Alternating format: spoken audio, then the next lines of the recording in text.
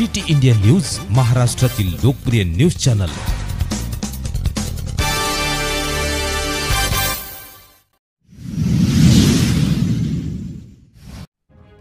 चिंचगाव टोला बुडालं, वार्ड क्रमांक 1 पावसात जलमय, प्रशासन गप्प। जनतेचा संताप उरफाला, सरपंचांच्या निष्क्रियतेवर थेट आरोप। राजकारणाच्या भुजबळात विकास बुडालाच।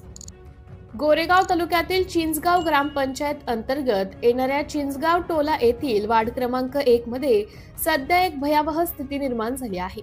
पावसाच्या सुरुवातीला संपूर्ण रस्ता तलावात बुडल्यासारखा दिसत असून नागरिकांचे दैनंदिन जीवन अक्षरशः ठप्प झाले आहे।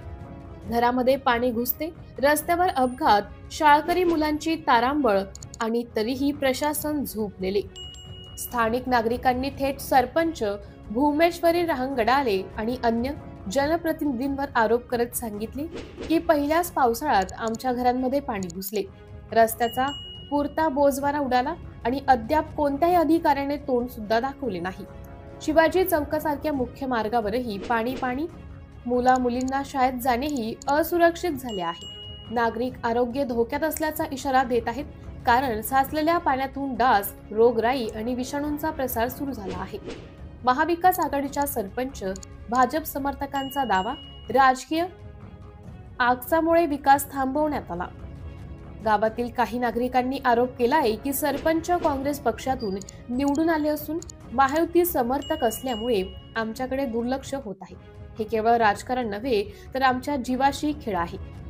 मनरेगाचा 60.40 रेशिओ आणि तांत्रिक कारणे सरपंचांनी दिले स्पष्टीकरण। सरपंच भूमेश्वरी रहांगडाले यांनी माध्यमांशी बोलताना सांगितले की 60% मजूर आणि 40% साहित्य खर्चाचा नियमित ग्रामपंचायतीवर बंधनकारक आहे। रस्त्याचे काम जिओ टॅगिंग नंतर अर्धवट राहिले आहे, पण आम्ही त्यासाठी निधी मिळवण्याचा प्रयत्न करत आहोत। त्याचबरोबर त्यांनी विरोधकांवर पलटवार करत गावात फक्त राजकारण केलं जात आहे, जर विकास कामांना अडथळे आले तर मी स्वतः आंदोलन छेडणार अशी आक्रमक भूमिका घेतली आहे। वार्ड क्रमांक 1 जलसमाधीत गाव, मृतपाय रस्ते, गप्प प्रतिनिधी।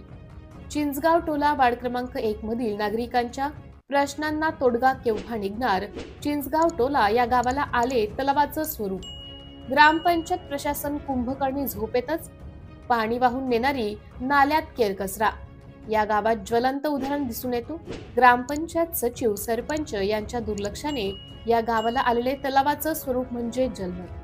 पावसाळा केवळ सुरुवातीला आहे आणि जर प्रशासनाने तातडीने पावले उचलली नाहीत तर या गावाचा बुडालेल्या गावांमध्ये समावेश व्हायला वेळ लागणार नाही।